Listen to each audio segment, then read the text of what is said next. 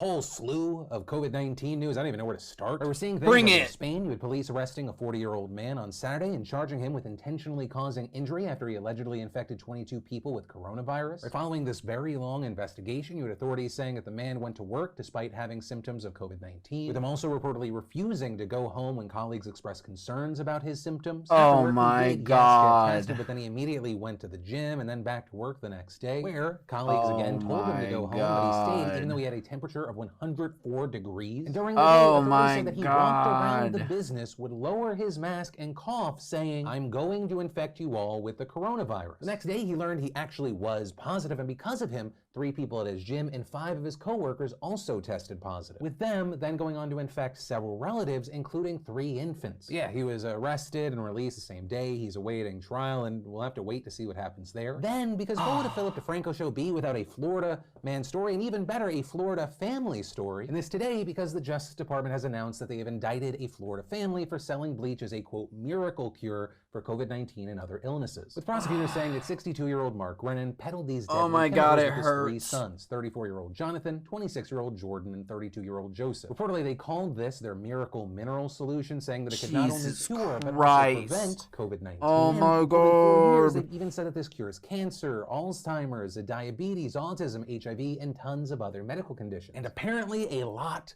of people bought into this and actually bought the product. According to the indictment, Please tell me they more didn't than eat $1 it. million in sales. But to make matters worse, their product is actually a chemical solution containing sodium chlorite and water, which after ingestion becomes chlorine dioxide. Strong bleach used in industrial water treatments and in bleaching textiles, pulp, or paper. The FDA warning last year that their products could cause dangerous side effects, including severe vomiting, diarrhea, and life-threatening low blood pressure. In the past, the FDA received reports of people requiring hospitalizations, developing life-threatening conditions, and even dying after drinking MMS. God, dude. But despite that warning, on top of court orders requiring them to stop distribution under a separate civil case, the men reportedly continued to sell it under the guise of a religious entity called the Genesis 2 Church of Health. Naturally. And according to the charging documents, Mark Grennan, who is the group's co-founder, has repeatedly acknowledged that Genesis has nothing to do with religion, with him having even said that he founded it to legalize the use of MMS and avoid going to jail. So they essentially used this site to have people make donations that were just sales of the product, which they marketed by citing Bible verses and using other religious messaging. Also, after a raid, police learned that the family was actually manufacturing the product in a shed in the backyard of Jonathan Grennan's Florida home, where police seized dozens of blue chemical drums with nearly 10,000 pounds of sodium chlorite powder. Florida. Why?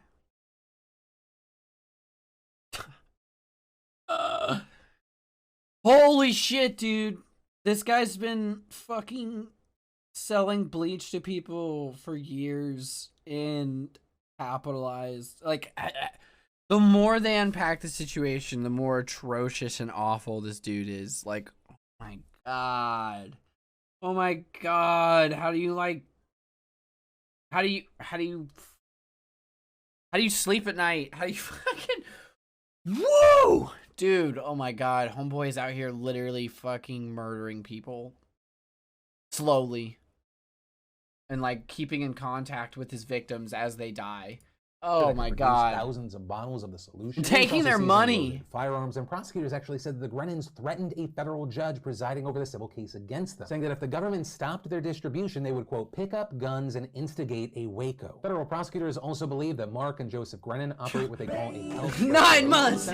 What's up? Where they say they charge consumers. I'm just watching some Phillip DeFranco at the moment. 9 months Pop Watcher playing. And that is ultimately where we are with this story. You have each family Yo, that member is charged with crazy. 1 count of conspiracy to commit fraud and 2 counts of criminal contempt. Just And watching with some all this, YouTube Grennan's at the faced up to moment. life Don't know imprisonment what I'm gonna if be doing found after guilty. that. Then I don't know what it's going to do to this video, but we should definitely talk about it. Let's talk about India and social media. Yeah, I think for the most part, it's safe to get vaccinated. I do. But if you're like 21 years old and you say to me, should I get vaccinated? I go, no. Yeah. Why? Are you healthy? Are you a healthy person? Like, look, don't do anything stupid, but you should take care of yourself. You should. I can't see why I would be echoing. Never mind. Okay. If you're a healthy person and you're exercising all the time and you're young and you're eating well, and like, I don't think you need That's to all the worry more about reason this. to Him get and his guys later vaccinated. talking about people showing off that they got vaccinated, calling it virtue signaling. You know, a lot of it kind of played into a common piece of misinformation regarding COVID-19, which is that it's no big deal for young people. And while yes, a young person might not be impacted the same way that it's going to affect an 80-year-old, right? We've seen that. There is still plenty of risk when it comes to getting it. There are young, healthy, athletic people who have dealt with long-haul COVID. There's also still a risk of hospitalization and death, with a report from the Journal of the American Medical Association finding that just in the first 5 months of the pandemic, 4,535 Americans aged 25 to 44 died of COVID-19. But also, I think one of the frustrating things for a lot of people with Rogan on this topic is the kind of the selfish nature of this argument, right? When you get vaccinated, yes, one of the main things is protecting you, but also to protect others and slow the spread to more vulnerable people. And it's kind of crazy that didn't even come to mind for him, because he even talked about his own kids getting COVID, but he used it as an example of it not really being that big of a deal. It didn't hit him that hard, but apparently not seeing that his kids could then maybe infect other kids. All the kids in general could go home and infect vulnerable people. But, you know, the really young kid argument is almost even a distraction to the main thing, because he was primarily talking to people that were 21 years old. I mean, he's talking about people of age already approved to get the vaccine in the United States. That's so like a lot of people had really issue with Joe Rogan with the huge platform that he has, telling young people not to get vaccinated. Do it. And so in addition to everyday people having the reactions that they did, you also saw people with platforms of their own, like Ethan Klein writing, healthy young people definitely should get the vaccine. That's how we stop the spread. Not rocket science, guys. It's about returning to normal and saving lives. In India, they are literally burning bodies in the street, while people like Joe Rogan encourage people not to vaccinate. Others saying the people who watch Joe Rogan's show are the people we desperately need to vaccinate in order to speed up the end of the pandemic. Joe isn't just endangering their lives, he's endangering the rest of us too. And arguing, if you're honestly wondering whether or not you should get a vaccine, ask a licensed physician and heed their advice. It's that. Some of them had pre-existing conditions. Not all of them, though. There were some very rare instances, but instances where perfectly healthy individuals did get extreme versions, or their body reacted maybe like extremely to COVID or the treatment of it, where they had long-term effects or died. Point being, there is an element of unfamiliarity and surprise here that this virus has on us, that some people are safer than others, yes, but no one is 100% safe. It's stupid to assume so. Like, it's kind of like that whole thing, you know, we don't actually know how many drinks it takes to give a baby fetal alcohol syndrome, because it's impossible to know, because every body's different. Some women don't realize they're pregnant, and maybe they have like a sip of wine, they happen to find out, and then they never drink again. That baby might come out with fetal alcohol syndrome. Some other women like drink throughout the entire pregnancy because they don't know they're pregnant, find out they're pregnant, and then like stop drinking, but they drank for like the first, 2, 3, whatever months, and then the baby comes out perfectly normal. The reason is we don't know. We don't fucking know, because we don't have the understanding of science or DNA, or like we can't compute down to that level to predict things of that nature and how specific bodies and cells, white blood cells and DNA, are going to respond to things. So like, it's one of those things where like with smoking while pregnant, drinking while pregnant, things like that, we just say, just don't do it. We don't know. There is no X equals blank. So like, just don't, because the only way to completely remove the risk is to not. And the same thing is true with the vaccine. Like, you're probably gonna be fine. We're all like, the majority of us are probably gonna be fine. But the only way to like ensure the most people possible are going to be fine is to get vaccinated.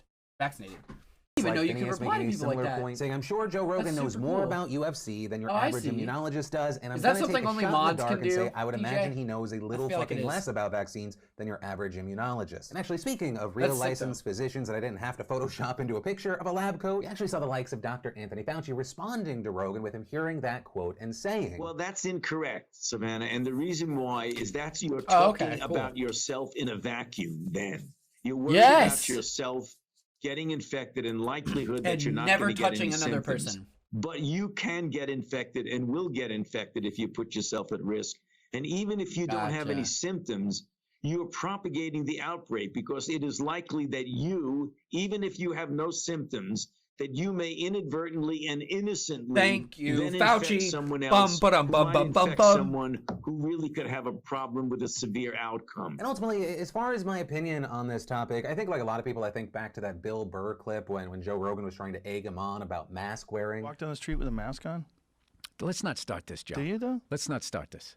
Okay. Let's start it. I don't want to start this bullshit. I'm not going to sit here with no medical degree, listening to you with no medical degree, with an American flag behind you, smoking a cigar, acting like we know what's up better than the CDC. That's fair. Personally, I'm going to be more inclined to listen to a Dr. Anthony Fauci over his recommendations and what he's saying about COVID-19. Perfect, over Bill. A guy that's essentially telling me to kettlebell COVID away. I will say, and yes, the bar is very low. I appreciate that Rogan isn't saying that the vaccine Yeah, is how you poison. doing? He said, I think it's generally healthy. I appreciate that he's not doing It has Tucker been a Carlson minute. and telling people to call Child Protective Services if he sees kids wearing masks when they're playing. But yeah, ultimately, I think Rogan has a very shitty opinion here that flies in the face of science, and that's kind of the end What of up, the story. I know there are some Shiny? people that are trying to deplatform him. I'm personally not pushing for that in any way. In fact, No, Joe Rogan should not be deplatformed. People say stupid things, and Joe Rogan has said stupid things, but I love Joe Rogan. Joe Rogan has a lot of opinions that I think are great. Joe Rogan has an open mind in some instances. I think it's awesome. But he also has a surprisingly closed mind in other things. I mean, we all probably do. I'm sure I'm very closed-minded in certain things. I'm completely. But, I guess my point is no one's perfect, but like I don't see enough harm coming out of Joe Rogan in general, and especially intentionally to a point where I think he'd need to be deplatformed. Plus, I mean, cancel culture is somewhat problematic anyway. There are instances where a person should be deplatformed, totally. But cancel culture also has like this element of completely erasing the person from like the internet, and that's fucked up because it's very important to remember mistakes. It's also very important to let people come back from their mistakes, or at least attempt to. There's a balance to striking everything. And obviously everything is circumstantial. Everything's case by case, right? But like, who are any of us as flawed, unknowing fuck-ups to say that a person has done something completely unredeemable? I say that, I'm massively generalizing here, because right after I say that, I can think of several instances where, for me personally, someone could do something unforgivable, just in specific categories. But that being said, a lot of that, me finding it unforgivable, part of it is the nature of the action and the way I see the nature of the action, but part of it is also my personal experiences with that topic influencing my emotions and attitude towards it, you know? So, like, obviously I'm there. I just think COVID has become extremely political in our country. It has, and it shouldn't have. It shouldn't have, and it's so dumb. It's so dumb that it did. Yeah, COVID got really politicized here because so many reasons, honestly. I mean, I think something enough people don't think about enough, and I think about this all the time, is like AOC brought this up when she first became a senator. She was walked into a room and they're like, "You're a Democratic senator," and she's like, "Yep." And so they're like, "Okay, you're gonna go over here with the Democrats, all right? So you're gonna go over here with the Democrats, and the Republicans are gonna go over here in their room, and then we're gonna talk about our shit. They're gonna talk about their shit, and that's pretty much it. We're never gonna interact with each other. The only time we'll ever all be in the same room is when we're in that voting room, glaring at each other from across the chairs and shit." And she even said that, like, when she was in the meeting with all the Democrats, they were saying, like, this isn't us versus them situation. This is not a game about passing bipartisan legislation or legislation by cooperating with the other side. This is about being a united front, passing legislation with our team, and blocking everything from their team. So the politicizing and the polarization is going on from the very center of our country. Like, from the very power structures that oversee us all, they are specifically creating a situation in which there is less understanding between the two parties and more hostility and more groupthink. So, like, I think that plays a big role such a big role in why so many things that shouldn't be politicized end up getting politicized, but also why we are so polarized in general. They just like it's gotten so bad. No one wants to even hear out the other side. No one wants to hear out their perspective. No one wants to actually have a conversation. And like change requires conversation. That's just how stuff works. I did have an update. I'm glad. I'll just go ahead and start that now. That I'm doing exactly what Joe Rogan. America sounds my fun. Opinion on my platform, though my opinion also appears to be backed more by actual experts and doctors in the field that is being commented on. Evidence-based science and research, and not my daughters got sick, and they didn't seem like that big of a deal. And honestly, this is kind of a weird thing to even be commenting on, because outside of stupid shit like this and other stuff I don't agree that Joe Rogan does, I'm actually kind of a fan. But also I can't. I know. Call out dumb. God damn, I feel that, Phil. I feel that so hard. I love Phillip. I fucking love Joe Rogan. There's so many things I love about him, but there are like just a couple of things that are just really problematic about him, and it makes my brain hurt because I don't really know what to do about it. Shit. But why are people so complicated? That's a story.